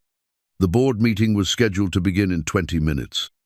Through her office windows, Aurora could see the members arriving, powerful men and women whose primary concern was protecting their investments rather than advancing renewable energy technology. Her father was among them, flown in from Tokyo specifically for this confrontation, his disappointment in her unconventional leadership style evident in every carefully worded email over the past year. "There's another consideration," Collins added. "If you resign under these circumstances, you forfeit your rights to the company's intellectual property. The patents, the technology developments, the research initiatives, everything becomes Marcus's to control or abandon. But the school project gets funded regardless, thanks to the Patterson Foundation, and Gabriel gets to do the work he was meant to do." Aurora's phone buzzed with a text from Gabe. "Matteo in pre-op, surgery starting soon. Thank you for everything." The message crystallized her decision with painful clarity. While she was fighting a boardroom battle over corporate control, Gabe was facing something infinitely more important: his son's medical procedure and recovery. The contrast made her corporate troubles feel simultaneously urgent and trivial. A soft knock interrupted her thoughts. Marcus entered without waiting for permission, his expression carrying the satisfaction of someone who had anticipated this moment for years. "Aurora, the board is ready for you." "I'm sure they are. This doesn't have to be adversarial. If you're willing to step back from operational control, accept a consulting role, we can manage this transition smoothly." Aurora studied her half-brother's face, looking for any trace of the person she'd once thought she knew. "Tell me something, Marcus. Was Gabriel always the target, or was he just convenient?" "I don't know what you mean. The timing, the sophistication of the forgeries, the way the story broke just before the board meeting. Either you've been planning this for months, or you have remarkably good luck." Marcus's careful neutrality slipped slightly. "Aurora, you've always been too trusting, too willing to believe that everyone shares your idealistic motivations. Gabriel Cruz is a single father with massive financial pressures. The idea that he might compromise security for money isn't exactly far-fetched. Except that he didn't. The evidence proves that conclusively. Evidence that will take months to present and years to fully vindicate him. By then, the damage to the company's reputation will be irreversible." Aurora stood and walked to her safe, removing the resignation letter, along with another documenta, comprehensive analysis of the forged evidence prepared by Collins and an outside cybersecurity firm. "You're right about one thing," she said. "This situation has damaged the company's reputation, but not in the way you think." The boardroom felt like a tribunal, with Aurora's father presiding from the head of a table that seemed designed to emphasize hierarchy and intimidation. The other members, investment bankers, technology executives, energy industry veterans, regarded her with expressions ranging from disappointment to barely concealed hostility. "Aurora," her father began, his voice carrying the formal distance that had characterized their relationship since childhood. "We're here to discuss the security breach involving your personal driver and the implications for company governance." "Actually," Aurora replied, placing both documents on the table, "we're here to discuss corporate sabotage and my response to it." The room went silent, except for the soft hum of climate control systems. Aurora activated the wall-mounted display and began presenting the forensic analysis that proved the documents were sophisticated forgeries. "The electronic signatures use authentication protocols that were changed 3 months ago," she explained. her voice steady despite the magnitude of what she was alleging. The financial records reference account numbers that were never assigned to Gabriel Cruz. The communication logs show activities that are technically impossible given our security architecture. Marcus leaned forward, his prepared arguments clearly disrupted by the thoroughness of her presentation. Aurora, even if these specific documents are questionable, the broader security concerns remain valid. You're absolutely right, Aurora agreed, turning to the next slide. The broader security concerns are extremely valid. Someone, with inside access to our systems, archived authentication keys, and detailed knowledge of our operations, has been conducting a systematic campaign to undermine company leadership. She looked directly at Marcus as she continued. The question is whether the board wants to address the actual security threat or continue pursuing a narrative that serves certain political interests. Her father's expression had shifted from disappointment to calculation. Aurora, what exactly are you suggesting? I'm suggesting that someone used Gabriel Cruz as a weapon against me, knowing that attacking my personal judgment about staff would be more effective than challenging my professional competence directly. The evidence was comprehensive and damning. Phone records showing Marcus's communications with external cybersecurity consultants who specialized in reputation management. Financial transfers that corresponded to the timeline of the document creation. Most devastatingly, archived system logs that showed someone with Marcus's access credentials downloading Gabriel's personnel files and company communication protocols. This is preposterous, Marcus said, but his voice lacked conviction. You're accusing your own family of... I'm presenting evidence to the board and letting them draw their own conclusions, Aurora interrupted. Just as you did when you brought the forged documents to their attention. The silence stretched painfully as board members reviewed the evidence on their tablets.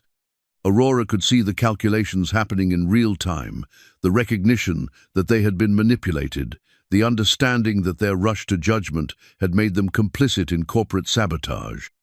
Ms. Hale, said Janet Morrison, the board's longest-serving member, assuming this evidence is accurate, what are you proposing as next steps? Aurora picked up the resignation letter, holding it so everyone could see the document they had expected her to deliver. Then, deliberately, she tore it in half.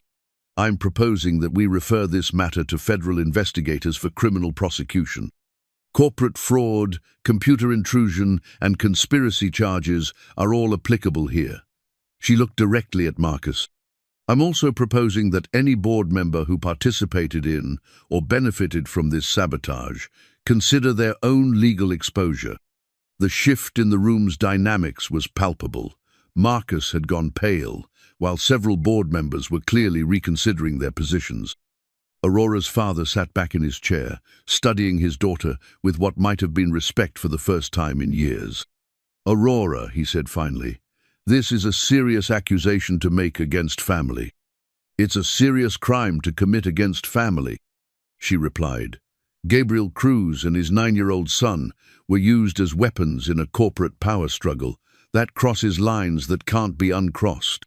As the board began discussing next steps investigations, legal reviews, damage control strategies, Aurora's phone buzzed with another message from Gabe. Surgery successful. Mateo asking for Miss Aurora when he wakes up. The message transformed her victory into something much more meaningful than corporate vindication. Somewhere across the city, a little boy was waking up with a repaired heart, asking for the woman who had helped him build solar cars and dream about becoming a scientist. That relationship, that trust, that unexpected family they had created, that was what the whole fight had been about. She had kept the company, exposed the sabotage, and protected Gabriel's reputation.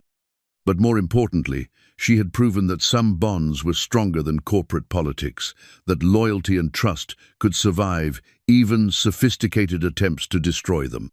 As the board meeting concluded with Marcus's suspension and plans for criminal referrals, Aurora felt something she hadn't experienced in years.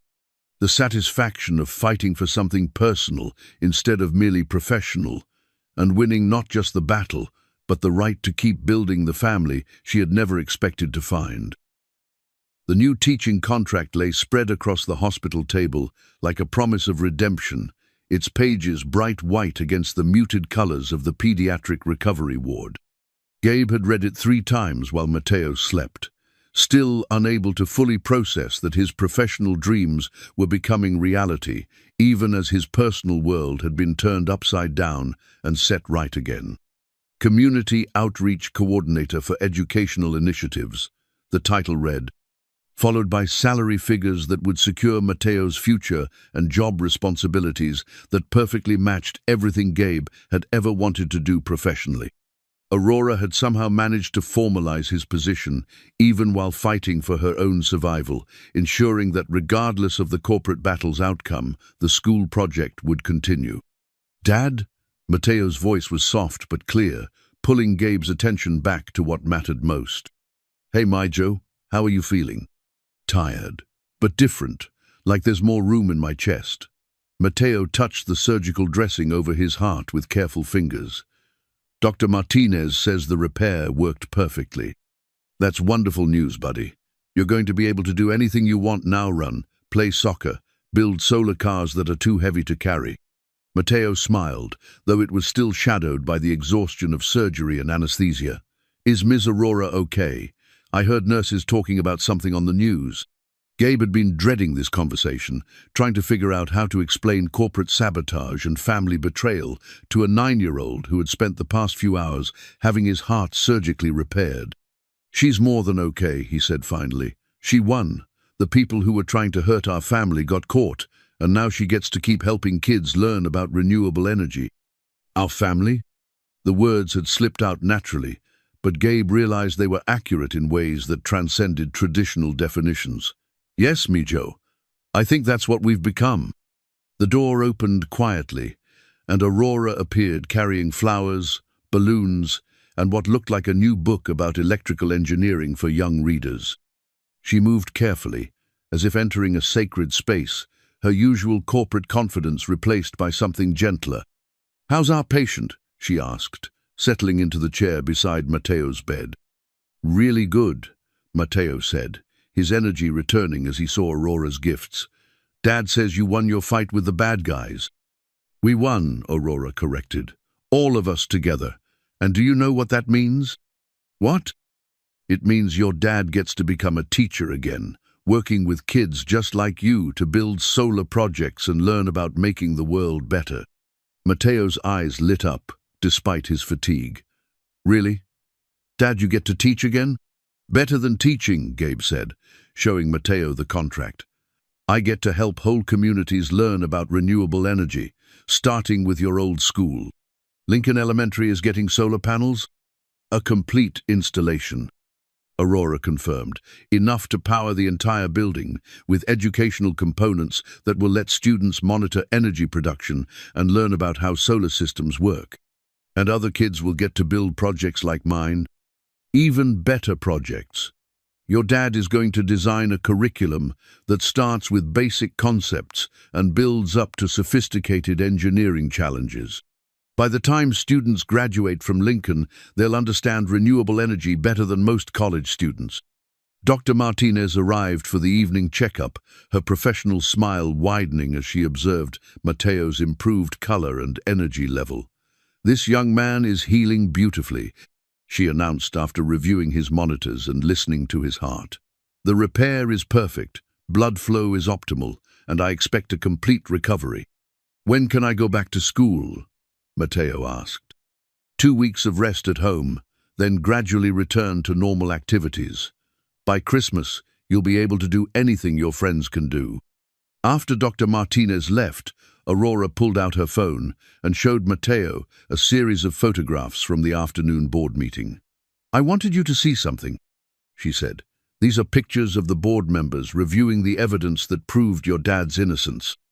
The photos showed serious-faced executives studying documents, their expressions shifting from skepticism to understanding to what looked like embarrassment. In the final photo, Marcus was leaving the boardroom with the defeated posture of someone whose schemes had been exposed. The bad guy looked sad, Mateo observed. He should be, Aurora replied. He tried to hurt good people to get what he wanted, and that never works in the long run. Will he go to jail? Probably.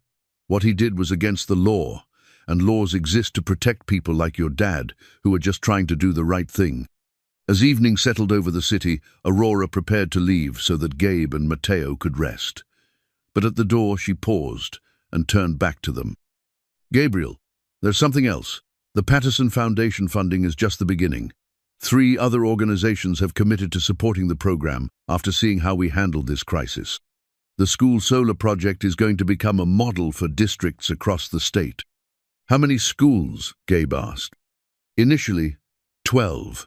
Eventually, if the pilot program proves successful, we could be looking at hundreds of installations over the next 5 years.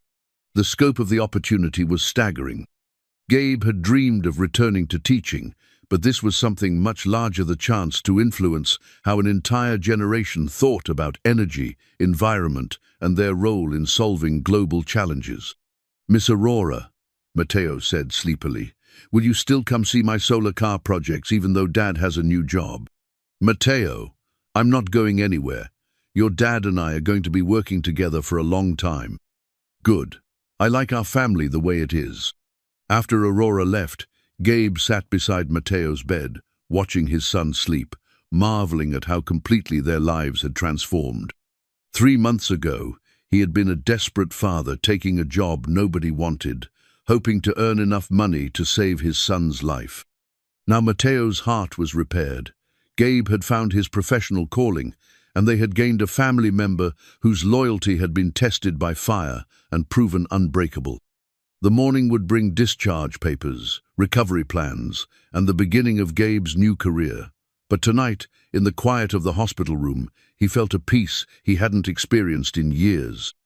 They had survived the storm together, stronger for having been tested, ready to build the future they had glimpsed in those first conversations about solar cars and renewable dreams. Outside the hospital windows, the city lights stretched toward the horizon like a constellation of human possibility. Somewhere in that vast grid of energy and ambition, children were sleeping who would someday learn about science and sustainability in classrooms powered by the sun, taught by teachers who understood that education was about more than just transferring information. It was about inspiring young minds to believe they could solve the problems they inherited and create a world worth passing on. The best days of their lives were no longer a promise for the future.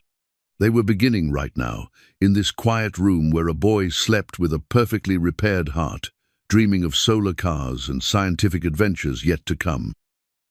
6 months later, the family photo captured a moment that would have been impossible to imagine on that first morning when Gabe had arrived precisely at 6 a.m. to drive Aurora to her meetings. The 3 of them stood in front of Lincoln Elementary School, grinning at the camera while behind them, newly installed solar panels gleamed in the afternoon sun like a promise kept. Mateo, his color healthy and his energy boundless since the surgery, held up his latest Creationa, solar-powered weather station that monitored temperature, humidity, and energy production in real time. The data fed directly to tablets in every classroom, where students could track how environmental conditions affected power generation and learn to think like scientists and engineers. "Say renewable energy," called out Rebecca Patterson, who had insisted on taking the photo herself to commemorate the pilot program's official launch.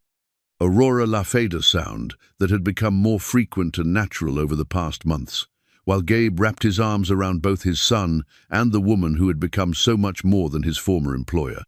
The family photo would eventually find its place on Aurora's desk, replacing the stark corporate awards that had once defined her office's personality. The transformation of Lincoln Elementary had exceeded everyone's expectations. The solar installation not only met the school's energy needs, but generated surplus power that was sold back to the grid, creating a revenue stream that funded new science equipment and teacher training programs. More importantly, the project had sparked a renaissance of environmental consciousness throughout the community. "Mr. Cruz," called out a familiar voice, and Gabe turned to see his former principal, Mrs. Pratt. Rodriguez, approaching with a group of students who had been working on their own solar projects. The kids wanted to show you their latest experiments. The students, ranging from kindergarten through 5th grade, eagerly displayed their creations: solar-powered fans, light-up art projects, and miniature vehicles that raced across the playground using nothing but sunlight. Their enthusiasm was infectious, their understanding of renewable energy concepts sophisticated enough to impress college professors. "This is amazing work," Gabe told them, kneeling down to examine a particularly clever solar-powered irrigation system designed by a 3rd grader. "You're thinking like real engineers. Miss Aurora taught us that engineering is just problem-solving with science." The girl explained proudly. "We had a problem with keeping our school garden watered, so we solved it with solar power." Aurora beamed at the recognition, but Gabe could see the deeper satisfaction in her expression. These children weren't just learning about renewable energy, they were developing the mindset that would make them environmental stewards for life. The afternoon celebration continued in the newly renovated library, where displays showcased student projects from across the 12 schools now participating in the expanded program. Each installation had become a community hub, drawing parents and neighbors who wanted to understand how their local school was contributing to both education and environmental sustainability. "The impact reports are extraordinary," James Meridian explained to a group of potential investors who had come to see the program's results firsthand. "Test scores in science and mathematics have improved significantly at every participating school, but more importantly, we're seeing increased engagement with environmental issues across entire families." Gabe listened to the conversations swirling around them, teachers sharing lesson plans, students explaining their projects to impressed adults, administrators planning expansions to other districts. The program had grown beyond anyone's initial vision, becoming a model for integrated environmental education that was being studied and replicated across the country. "Dad," Mateo said, tugging on Gabe's sleeve, "can I show everyone the new car I built?" The latest solar car was a marvel of 9-year-old engineering, incorporating lessons learned from months of experimentation and access to professional-grade components. It was faster, more efficient, and more elegant than anything Mateo had built before, but it still carried the same spirit of curiosity and innovation that had started everything. As Mateo demonstrated his car's capabilities to an audience of students, teachers, and visiting dignitaries, Gabe felt Aurora's hand slip into his. The gesture was natural now, comfortable in a way that corporate relationships rarely achieved. "Any regrets?" she asked quietly. "About which part? Losing the driving job? Nearly getting destroyed by corporate sabotage? Having my son's medical crisis coincide with a boardroom coup? About taking a job nobody wanted and having it change everything?" Gabe considered the question seriously, looking around at the celebration that surrounded them. Mateo was healthy and thriving, his curiosity about science matched by opportunities to explore and learn that exceeded anything Gabe could have provided alone. Aurora had found the family connection she'd never thought she wanted, while Gabe had discovered work that combined his passion for education with his growing understanding of renewable energy technology. "The only regret I have," he said finally, "is that it took me so long to realize that the best days of our lives weren't something we had to wait for. They were right here, waiting for us to recognize them." Aurora squeezed his hand, her smile carrying the warmth that had replaced her corporate armor. "Mateo was right, you know, about us being a family. He usually is. He gets that from his scientific training, careful observation, logical conclusions, willingness to revise hypotheses based on new evidence. And where does he get his sense of humor? That's definitely from me, although his renewable energy jokes are getting more sophisticated since he started working with you." As the celebration continued around them, Gabe reflected on the journey that had brought them to this moment. The crumpled job posting that had started everything was long gone, but its impact continued to ripple outward through the lives of students who would grow up understanding that they could be part of the solution to humanity's greatest challenges. The family photo would capture this particular afternoon, but it represented something larger, the recognition that families come in many forms, that the most meaningful relationships often develop in unexpected ways, and that the work we do matters most when it connects to the people we love. Marcus had been convicted on multiple federal charges and sentenced to 3 years in prison. His attempts to destroy Aurora's leadership, resulting instead in the strengthening of her position and the expansion of her influence. The board had publicly apologized and restructured its governance to prevent future sabotage attempts, while Aurora's father had finally acknowledged his daughter's vision and leadership with something approaching pride. But the real victory wasn't corporate or legal, it was personal. It was visible in Mateo's boundless energy and scientific curiosity, in Aurora's genuine laughter and growing comfort with emotional connection, in Gabe's satisfaction with work that made a difference in individual lives rather than just institutional budgets. As the sun set behind the school's solar panels, casting long shadows across the playground where children were still experimenting with their projects, Gabe realized that the best days of their lives weren't marked by wealth or status, but by the unexpected family they had forged together, a family where courage rode shotgun and hope took the wheel, where solar cars raced across kitchen tables and dreams, powered by sunlight, illuminated futures bright enough to guide them home. The journey from that first desperate morning to this moment of celebration had taught them all that some jobs are more than employment. They're opportunities to discover who we're meant to become when we're brave enough to trust each other with our dreams. And in the back seat of their shared adventure, surrounded by the laughter of children learning to build a better world, they had found something more valuable than any salary. They had found each other, and in doing so, had discovered that the most important work of all is creating families strong enough to change the world, one solar panel and one scientific mind at a time.